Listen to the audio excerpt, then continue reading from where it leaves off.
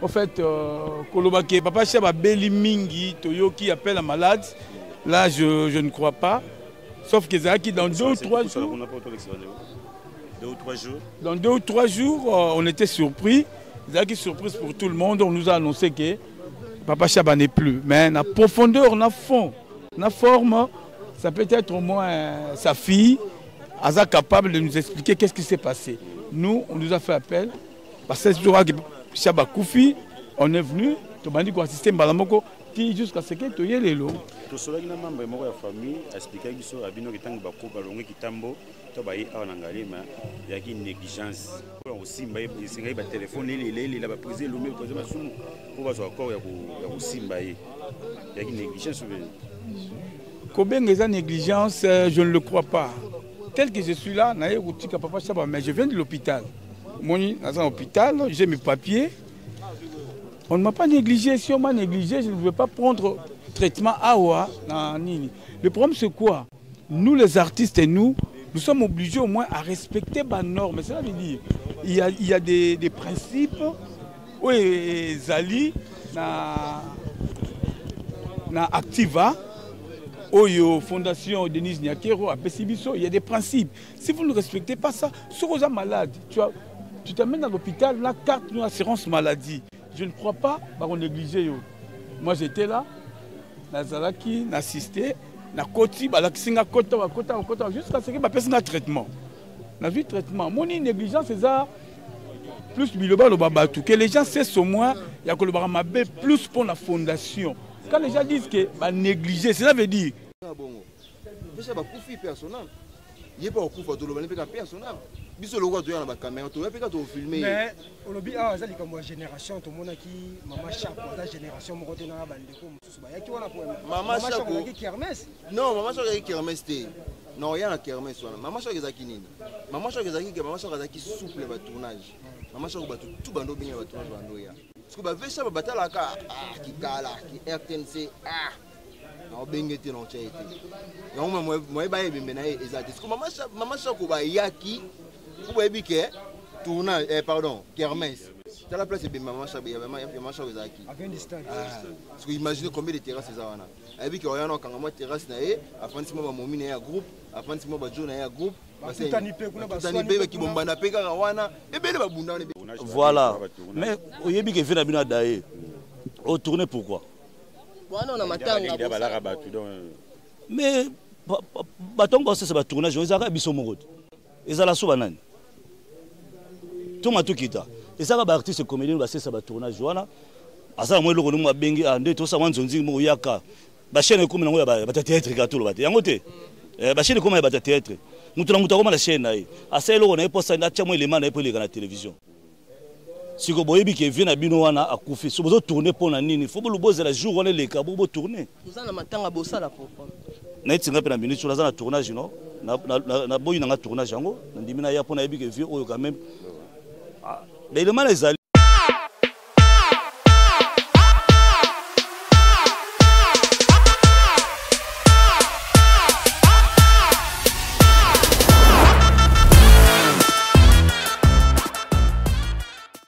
Chers internautes, vous qui nous suivez partout, à travers notre chaîne en direct JKTV News. Aurélie Vangou, la maman des garçons capables, autrement dit la mbingazon de la presse, dans notre émission Baïba Kenda Sango.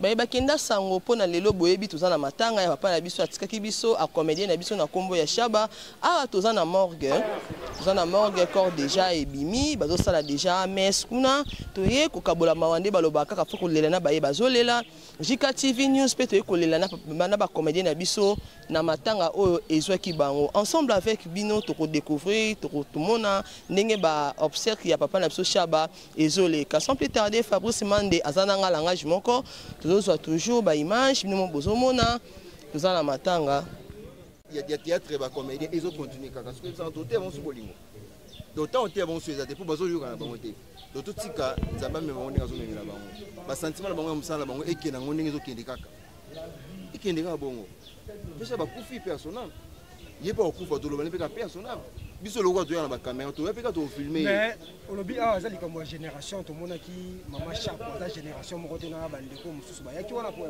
mama chaque ki kermesse non mama chaque kermesse te non yana kermesse wana mama chaque ezaki nini mama chaque ezaki souple ba tournage mama chaque ba tout bando bien ba tournage bando ya parce que ba vesha ba batala ka ki kala ki RTNC na bengete no chaite ya moi ba yebembe na ezati parce que mama chaque ba yaki pour ebike tournage pardon kermesse dans la place de mama chaque ya mama chaque ezaki à 20 distance parce que imaginez combien de terrasses ça wana ebike oyana kanga mo terrasse na e afandi mo ba momine ya groupe afandi mo ba jona ya groupe batutani pe kuna baswani pe ki bombana pe kaka wana ebele babunda wana ebele basona ebele ba manka ba respect ba manka ba ebele balingana pe kaka wana ebele pe basala mabala pe wana ebele pe batya pe bazem pe kaka wana eza rankine te eza sabotage les mots pour approprier ça sabotage eza rankine te. Merci beaucoup. Merci. Bonjour papa. Bonjour maman. Tomoni yo awa ni bembe artiste na biso, comédien na biso, akombo ya Shaba, tu ebite. Sango ngo ezuyo esali yo ndenge nini komona comédien icône munene ya mboka na biso akufi atiki biso. En tout cas, c'est très mal. Hein. C'est vraiment triste pour nous de perdre quand même un grand parmi nous. Donc, Azalaki artiste moko munene na mboko yo. Il a fait beaucoup pour ce pays. Nazana mo ba souvenir moi muke. J'espère que bandeko balandaka pièce moto to na ina dernièrement. Il y a Caterpillar et les Canal TV. Il était le premier personne Yakoko Maka na place de tournage. Yomo kutu place ya tournage dans le comité, mais lui, il était toujours là. A commis Azobengo, allo Papson, naza les gens allaient à tournage. C'est vrai, on vient pas personne à Zanga, ça va nazoya. Ngana kutika msura gimu na bongama hivi mabiente mais na biso batumsubo bilanga bila mambango bolandanga place to okutana. Donc okute bina msona kwa ngo bavandi déjà ve azo yeze loko moka omela bande ko mela na azomela après oyo kuti futi moi quelque chose.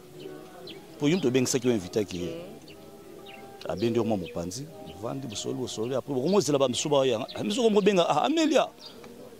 Je l'aime. Serge, mais via ça déjà, comme il déjà, mais bino parti soyo, au bout de la semaine, mais n'est pas communauté. Et sur mon benga, si quand même une fois na bango pour Amélia, via comme avant Amélia dans le comité. T'as un niveau à VOana, il y a VOyo, Amélia, voilà, Amélia, on a Nassima, Amélia comité, mais viona sa commis, à Ozelaka, Amélia pour jouer Amélia. Pour jouer, par contre, il balait moi sans mobile. Voilà. Donc, et ça n'a pas si mon impossible. Loko, tant que vous avez une nouvelle, dernièrement avant que vous ayez tout ça, Nandima yango tantu selenga fuma passer rien au côté on était à coufinga rien si n'est que benga mabana Alain na benga Alain d'ailleurs sangaté en tout cas ve à coufi na benga président lomba binanga teza solo siko komona artiste mnene ya mboka na biso akufi jusque là to komi déjà 9h passé de quelques minutes ba comédien bo c'est comme si bozo saboter matanga ya collègue na bino pourquoi la monde na bino bolingo pesa la mingi te pour voilà et lo ngo pe na loba ngo pe surtout to loba kaka moko toujours mona na sentiment za la rabo la carte amité ma format bolingo za la ngote voilà semble que voilà en tout cas tu as raison bolingo za la raté bolingo vraiment za la ngote to za la kana bolingo solo ke matanga moko ya kingandi no moningo lupa baye mais oyo aza ikone ya mboka o akufi na musala oyo vous comprenez et puis côté msoupe na kolo ba artiste comédien msusu ba yebaki ba monaki ke lokola tu na période ba fête ba bolaki ke e cause la après ba fête mais lokola maman Denise azwa ki ni charge ya marabono surtout siko président lomba le kabike bazo bimisa biza mamba salongo ezobima mardi to sala soni bato msuwa lo ba soni to connaît pe ba msute po ba msu ba yebaki bongo mais tant information tambolaki déjà et circulaki partout dans les réseaux sociaux partout tamboli mais quand même fallait ya ko ça la héros voilà mais oyebi ke vina bina daé au tourner pourquoi bon on a matanga mais batongo bosala ba tournage ezaka biso moko ezala so banani toma tukita ezaka ba artiste comédien basesa ba tournage wana asala mo eloko mo abengi ande to sa wanzonzi mo yaka ba chaîne comme nango ya ba théâtre gâteau ba yango te ba chaîne comme ya ba théâtre mutu na mutu akoma la chaîne naye asa eloko na eposa na tia mo elema na epoleka na télévision siko boyebi ke vient na bino wana akufi so bozo tourner pona nini faut boluboza la jour wana leka bo tourner vous en matanga bosala pourquoi na etinga pe na minute sur la tournage non na boyi na tournage yango na ndimina ya pona yebi ke vie oyo quand même mais le mal ezali oyo na PSTV wana même na YouTube pa na ngala pe na Papson TV ezali je comprends mais na ndimina tika musalo na osala na ndimana ya na monsa ta ilunga pamba la kabulata mawa na ba o bazolela côté na bino parce que pour la attitude sur les comédiens mora kufi okabola ba parti ba biso bakena na fondation ya mama ya biso bakena na fondation ya bobimisa ba mbongo en compte ya artiste siko yo famille ya papa chabe kele maka bi muto ameka te muto ya décret oyima yima yango to moni stade de tondité vide na matanga papa chabe pe niveau sabotage ngapela papsul biloko wana tokola zala nga yango te na seki mo muke po bon omoni ebele bakoma osala ngo ndeko lobi wana et puis bazala ba parti pris tu as raison au cité voilà raison ebele pe bana ba parti pris na bango na minute oyo mais total ate ba parti pris yango te to tchango na mwa pembeni oya kufi azaya biso so yo zwa moi 100 francs pa na ye ozu moi 100 francs pa na ye so ki apesi yo te est-ce qu'il faut ki maye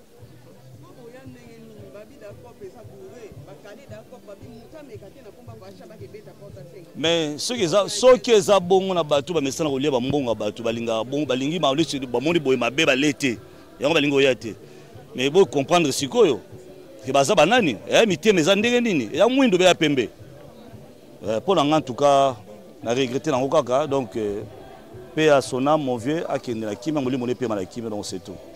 Merci. Nemo bouti kolanda wana ezaki comédien na biso na kombo ya Papson ndenge apesi ba regret par rapport à comportement et comédie. Jusque là, tous à 9 heures passées de quelques minutes. Je vous ai dit, je vous informe, combat comédien basate. C'est comme si des musiciens à Koufi, soit tout simple, à Koufi, mais comédien à Koufi. Ce qui est grave et étonnant, jusque là, comédien basé à Kotanga. Ce n'est pas si basate disté beaucoup de ensemble avec vous, tous découvrir ensemble. Fabrice Mande, Azal engagement, tous bonjour. Maman, s'il te plaît. Hein? Merci. Bonjour. Voilà, vous comprendre. Hein? Les comédiens, bazana matanga, tozana mawa, ba misusu bazo koka kolobate. Nous tozongi lisusu apona komisasu papa Chaba. Donc ça n'a pas si parce que za mutu to message na ye to salaki na RTNC, bango na groupe Salongo, biso na groupe Nzoy, mais de temps en temps to tika groupe Nzoy, tozoki na ko jouer pe na groupe Salongo. Yango no moni pi to ko sané pièce à Moscovitch. Donc ça fait très mal. Donc pas si na monter mamakasi. Alors, président Takala, c'est vrai, monde entier Baotala Bisso. Vous rappelez Bisso encore une fois histoire, il y a Dadi Kambala et puis le Papa Chaba, ça fait trop mal. Mais l'artiste est beaucoup fait bien, Papa Zanini. Parce qu'il faut compter, il paraît à 11e décès, il y a l'année 2021. Oui. Donc, Batu Bakufaka chaque jour. Chaque jour, Batu Bakufaka. Mais où est-ce que les artistes, ce qui a Koufi et Yebananga, il y a Batu Bakufaka. Si on lobby dans les réseaux sociaux, je crois que sur total qui tout le monde quoi babi des fois Koufi. Bon mon équipe no monde ngeza la. Les artistes et panzani mbala moko comme pe bisonné to alia. Mais oyo ko sala biso passe parce que lingato yo ka mutuke azobela. Abeli akufi abeli abiki. Mais yembala mo brusque boto ko kaka ke Chaba azal souta Koufi. Et ça se passe. Bon, il y a un artiste qui a belé, ça fait 11e personne. 11e. Un artiste a Koufi. Bon, ils ont tout spéculé. Ils ont dit que belé, mais promesse à ça Koufi. Il y a qui mais ça fait très mal. Depuis que tu as 7 heures, 10 heures, mais l'artiste est basé à Minguité. Il y a la 5e artiste déjà combien? Bon, il faut que tu aies et ça époque époque au moins groupe Salongo a ça qui succès na époque na yi sikoyo na kati époque wana tobandi koya na ba groupe nzoi tobandi koya na ba groupe bangadia to ba nouvelle ngé mangwa to na ba groupe sobe ba groupe belé mais les wana yo artiste wana soko côté na monde nzonzing et que disparaître na monde nzonzing yeba ke ba leki na biso pe ba ye ba sa pe belé biso ba vie tozo ke ba leki na ba bimi belé siko parmi ba leki wana bazali soki par exemple aux grand na milliers wana ya bango yo mona na pe mingi te ba leki na ba za pe na affection na yo te faut eloko wana to tchango na mutu na biso leki wana zu problème na groupe na ye bi akufela artiste ou bien ndeko aptindi lo maloba yo za grand il faut zala toujours na milliers na bango parce que yé pas ko bundela yo ate vie wana zala bien tala zu problème to kende so tali bi on mona kaka ba grand na ba petit ngo pe ba fani na bango net on tele ndire affection ngo ba ibika ke Moscovitch bon Moscovitch on peut salama qui ça fait combien d'années ça fait combien d'années artiste pe musu ba bimita so Moscovitch azana on a mututé vous comprenez pour mon passer qui succès na be poko na bon net biso boy banda to banda nazo yakaka nazakaka nazakaka na bango nazaka na baleki yango petit le tozo kabola kaka na bango donc nazana bango kaka na banzonzi partout kuta tozo na bango kaka voilà donc tout le bagage il y a un conflit de génération bon pas tellement conflit de génération mais ça kaka cause la bon terme pe na baleki yango baleki wana bango bazalaka na biso basunga pe biso cause la ko mona nga pe na bamakamna mo omoni ngezalaka omoni lo musu babina mino et le hôtel bezo sala makuna atozaki graba invité na oya usani pona baleki wana au moins baleki wana mukola ngo pe vient moi kufi toke na bisote ça fait très mal donc yango no moni il faut tozala tango saka artiste ezala oso komangi mukolo soki leki wana baza na problème ata biengo na tournage ta kende ko assister pose artiste comédien wana sala ka moi bien merci beaucoup mais tozo senga ke ba artiste sango quand même neto bolingo fo ezala baya quand même belé parce que neti tango kiki da kufela ki artiste tozala ki kuna mais otala pesiko na ba artiste tango baleki bazalaki ebele mais mikolo bazalaki te tala ba différence wana mais neti biso parmi ba bibemba ngaka naza na kati wana ndeni bato na baolinga ngati c'est ça le problème merci à Johnny donc les camarades faisant na ngote baleki bakoya na bango mais tout monde neti moni ba négliger Chaba quand même non aza négliger te essentiel to kunda ye na ndenga malamu aza na négliger te oyo baye ope baye te ba musupe baza na ba problème musu ozo mona bo okantika ke ayete pona likambo teli bo na pesa exemple kaneti exemple leki na biso ebakata le biso bomoni ete a saboter mais éprouvé ozomona oya akufela biso ngana ibie de A à Z nenga na Afrique d'ici ozomona mita suka twa omona ka yete a saboter mais ça peut être artiste muso ba ke ko vandisa ye na ndako musupe tamsu bazana bon pona musupe ba beli bon pona po ba tournage penza bon nazo ndima ngona nte soki bakela ba tournage na bango baile bango kabula maona bisote ba mikolo yango to kufeli wana mais c'est pas normal ngape na ba tournage mais na frena ngaka pona jamais na kozala na tournage ke na ya ko assister te na deuil no eza bien te fona ya quand même tape présence ngezo moni sama na zolo baboba zo mona nga partout bien vie wana zanga na été ce n'est que normal merci président OK c'est bien merci Nabino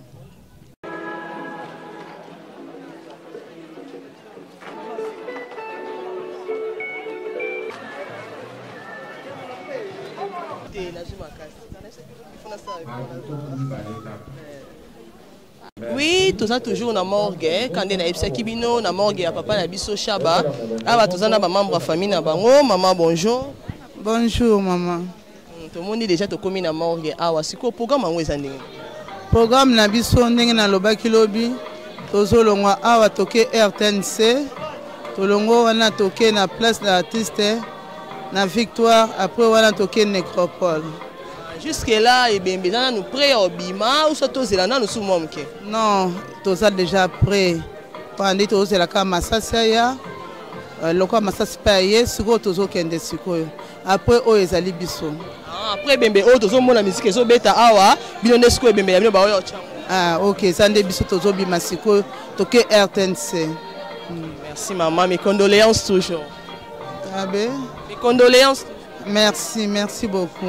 Ok maman, tout le monde est sous awa lelo. Maman, bonjour. Bonjour maman Langai. Oui, tout le monde est dans morgue awa ndeko to biso, makamono sote cinéma na minute so beaucoup déjà l'engagement qu'on a au hôpital. Par rapport à maman bando les canasi, besoin toujours moyen, voisin moyen ya koyoka na po bimisa ko. Ah, toyokani tokosala nini olie corps efanda epola malamba ke lokundango kaka basala ndenge motema na bango elingi. Ok maman, merci tous là. Ici là, ici déjà encore à bientôt. Ils sont déjà prêts. Bah là aussi là. Bah si ça plutôt recueillement au Pobino Bocha. Biso recueillement eza na nini na RTNC. Awa recueillement ezate to ko accord to c'est la ka présidence o akomi. To zu corps to ke na on a RTNC deska recueillement ko zala na messe. Ok maman, merci beaucoup hein. On est ensemble. Réunion mais Kulutu papa Nabiso azalaki cadre na RTNC. Eza dans le cadre ya service nae nde sikoyo il y a cette organisation ya Matanga mais néanmoins l'association ANTPC amekaki ko contribuer aussi na niveau ya organisation. Mais le tout c'est la famille et na place abanda osala c'est-à-dire na RTNC parce qu'il est cadre là-bas. Voilà, dans ce sens-là où Matanga est organisé, dans ce sens-là. En fait, pour que l'association Azana pare à 100% ou 50% de quantité, c'est le service et Papa Chabande va organiser l'obsèque. Mais président, bien sûr, nous avons constaté qu'à tout moment, c'est comme si désordre moko ezala na organisation ya obsèque. Pourquoi? Parce que tu as une association qui est bima onongai oboyonga c'est bino moko na état qui vient bokamba association ya théâtre populaire. Ni les autres enfants bino moko makam amé. En fait, kokufwa ezaki ba artiste ne bazo souhaiter ngote non. L'amour est naturel, c'est naturel. Tel a Kokufa. Maintenant, en tant qu'artiste, nous sommes des gens au bazar renommés. C'est ce qui fait que ceux qui m'ont Koufi, au Mouni, Liwa, Penza et Sali Makelele, qui est artiste à Koufi. En soi, l'amour est naturel. Hein? On ne peut pas condamner. C'est Dieu qui décide, c'est Dieu qui donne, c'est Dieu qui récupère. Pour l'organisation à Matanga, en fait, tout ça d'abord, l'association Moko est bien à citer. Tous na keste que mutu artiste moko akufi lelo et que mbongo bimi na keste organiser Matanga non ezalaka ka appel ya ba mécène de gauche à droite que boya ko dire que des ordres des alaka non des ordres des alaka ceux qui ont moni des ordres bimi peut-être mutu azaki na ba intérêt nae derrière Ebembe derrière Matanga mbongo soke bimi a soutenir mbongo de gauche à droite c'est ce qui fait que moko boyoka ka mwa makelele wana que des ordres des na quatre organisations. C'est ça, au fait, des autres pensées, ils ont parce que c'est la famille des Alaka en premier lieu, organisateurs de Matanga. Des ordres en tout cas, ils ont ce sont l'équipe du bateau, Balinga Kambongo. Voilà l'occasion maintenant, et pas à tel, au nom et à Mouto à Koufi. Et quand les autres vont apprendre ça, la réaction aux Alandengni. C'est ainsi que Bino Boyo Karake, des ordres et allés.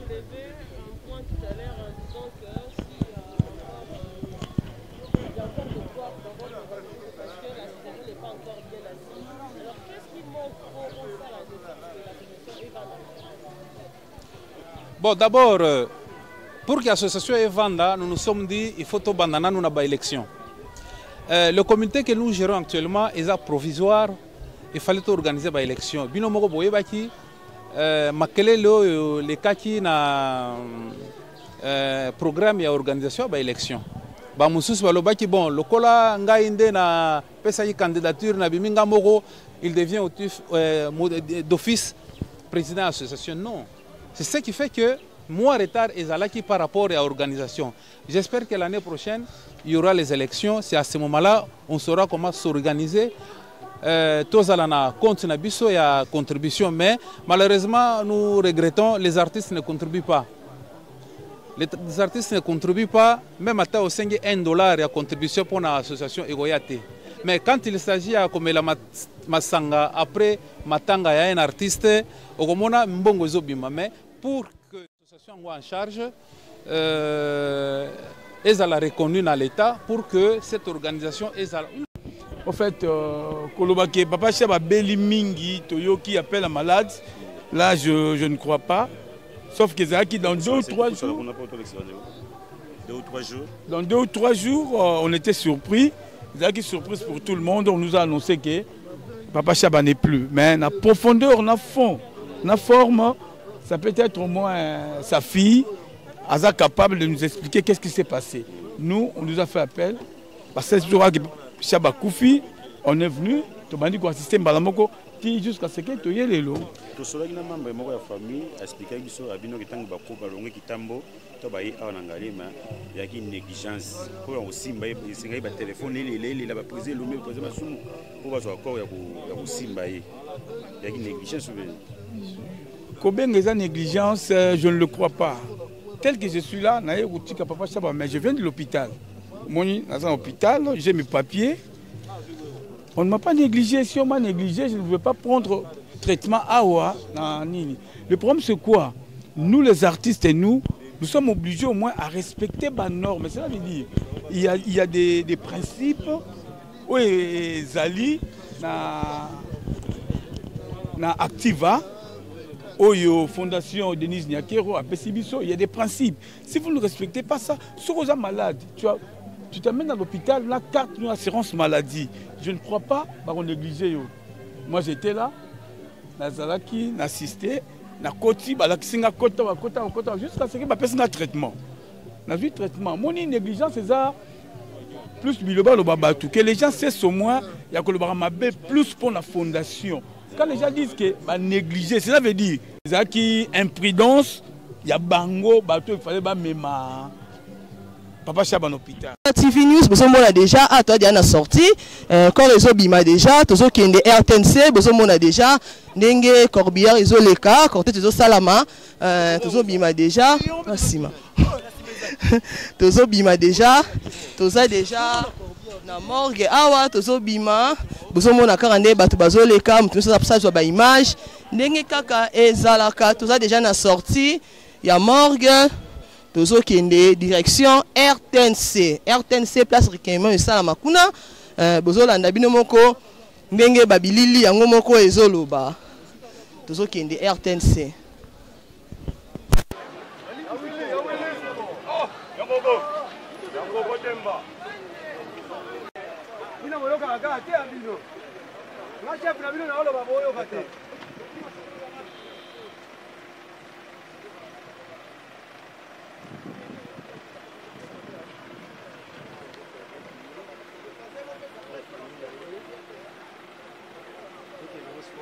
Que le corps sera exposé et après un temps, ça sera maintenant filmé avec l'inauguré pour découvrir d'ici Tanini où il va déposer le corps et puis la cérémonie ne se finit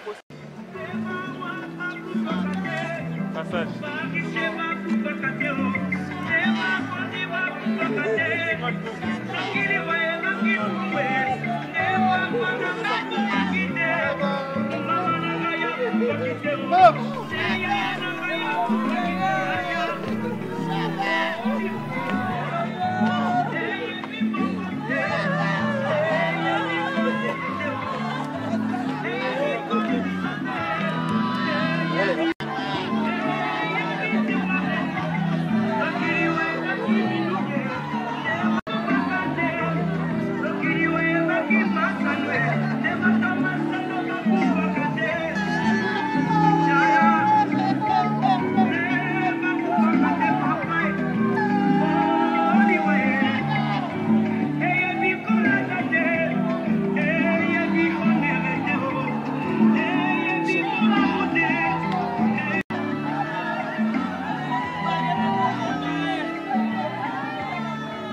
Nous pouvons nous asseoir. Du studio Mama Andebi, de notre entreprise, la radio-télévision nationale, à la radio-télévision nationale congolaise, affectée à la 3e chaîne des médias publics, des médias audiovisuels publics. Chaba fut également artiste comédien au sein de la troupe Salongo, qui appartient à la télévision nationale congolaise. Fait tout à l'heure par une oraison funèbre qui sera dite en sa mémoire par l'un de ses collègues comédiens. J'ai cité Soukari Elombe. Viendra ensuite le mot des enfants qui sera suivi par celui de théâtre populaire du Congo. Après le mot de la NTPC, nous allons suivre celui du groupe Salongo. Monsieur le coordonnateur de la RTC 3 prendra la parole avant Monsieur le directeur général de la RTNC. Et nous allons clôturer cette série de prises de mots par celui de son Excellence, Monsieur le ministre de la Culture ou son délégué. Après cette série de prises de mots, nous allons procéder au dépôt des gerbes de fleurs. Et juste après le dépôt des gerbes de fleurs, s'en suivra la levée du corps pour la place des artistes où nous allons procéder au dévoilement de la plaque en mémoire de l'artiste Muteba Musangu Samuel alias Chaba. Et après le dévoilement de la place à la place des artistes à Matongé, ce sera le chemin pour l'éternité. L'oraison funèbre.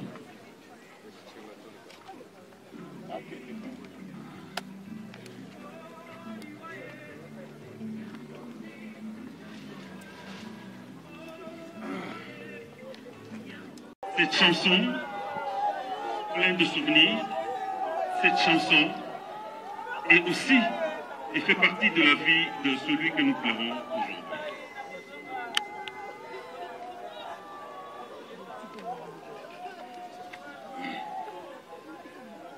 Ainsi poussé vers le nouveau rivage, dans la nuit éternelle emportée sans retour, ne pourrons-nous jamais jeter l'encre sur l'océan des âges, disait Alphonse Lamartine. Oui, Samuel Muteba Musangu dit Chaba, le moscovite, il est poussé vers le nouveau rivage. Il est passé de l'autre côté de la Seine, le dis-je. Il est passé derrière les rideaux et s'est installé dans les coulisses éternellement, d'où il continuera à regarder la suite de cette pièce de théâtre et la vie. Oui, comme tous les auditeurs du célèbre penseur et auteur sénégalais Birago Diop, il disait « Les morts ne sont pas morts. Ils sont dans le vent qui souffle, ils sont dans l'eau qui coule, ils sont dans le ventre de la femme, ils sont dans le bébé qui pleure, ils sont parmi nous. »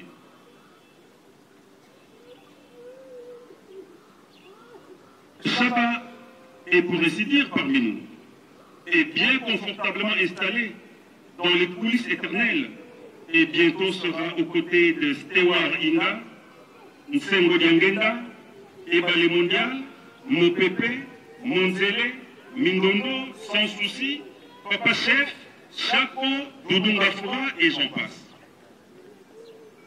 Et comme eux, il sera sous le regard critique des metteurs en scène, Chitengesana, Mekanza Mobien, Honoré Galant Mutombobuchi, Katanga Moupei et bien d'autres.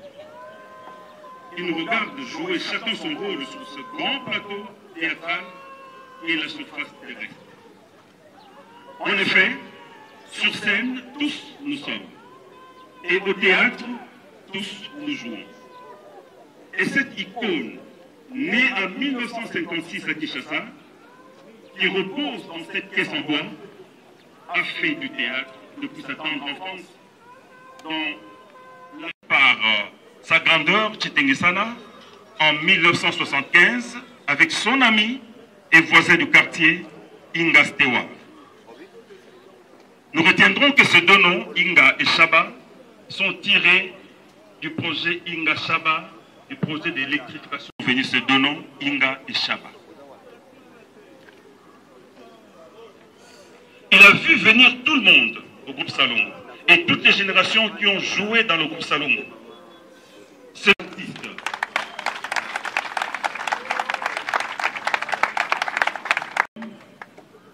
Samuel Mouteba Moussango est mort. Mais l'artiste Chaba demeurera parmi nous.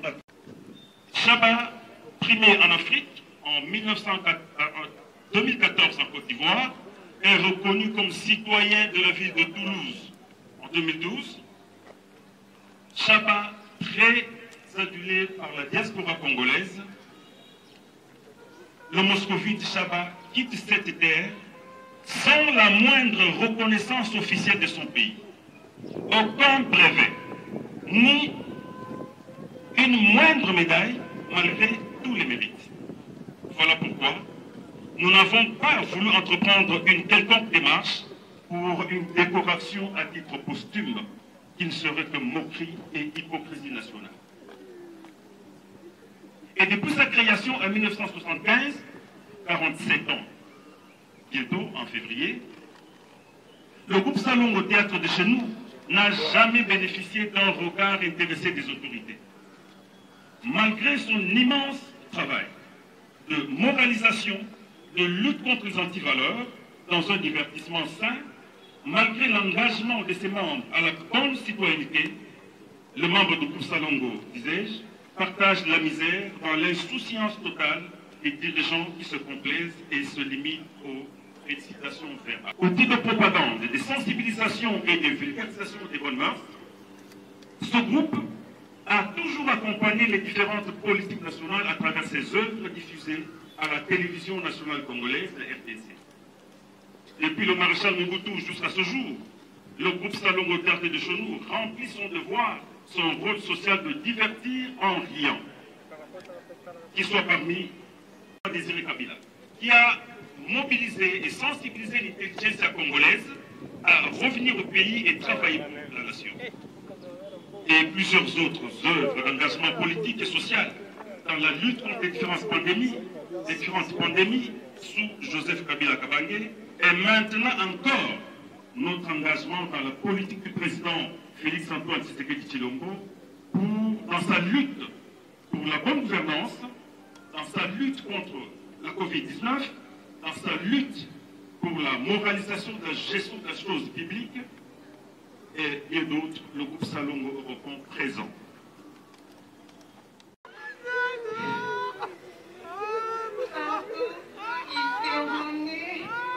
Avec la plus vive émotion et pénétré d'une profonde douleur, nous t'adressons notre gratitude à vous tous pour votre accompagnement.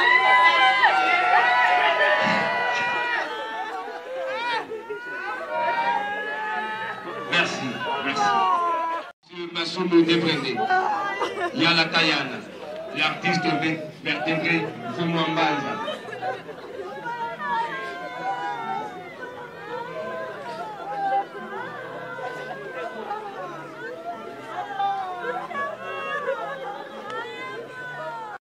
International de théâtre. Alors que nous venions de terminer la première partie de notre manifestation qui était destinée à une formation de renforcement de capacité avec l'appui de nos amis de l'INA,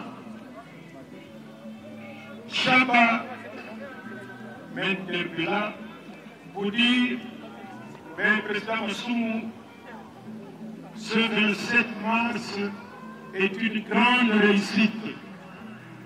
Je ne croyais pas qu'on pouvait mettre ensemble plus de 350 artistes dans cette grande salle de Pacific Palace.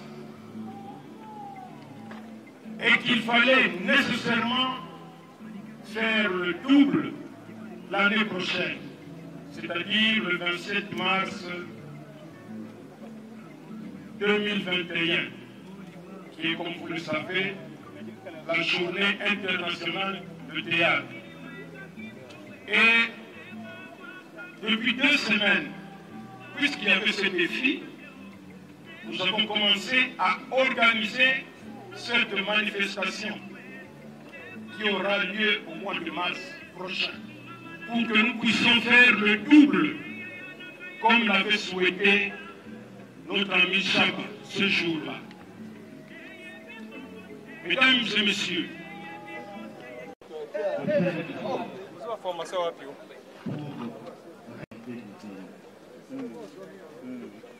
moi, ensemble de circuler, il a encouragé toute notre connaissance. Blaise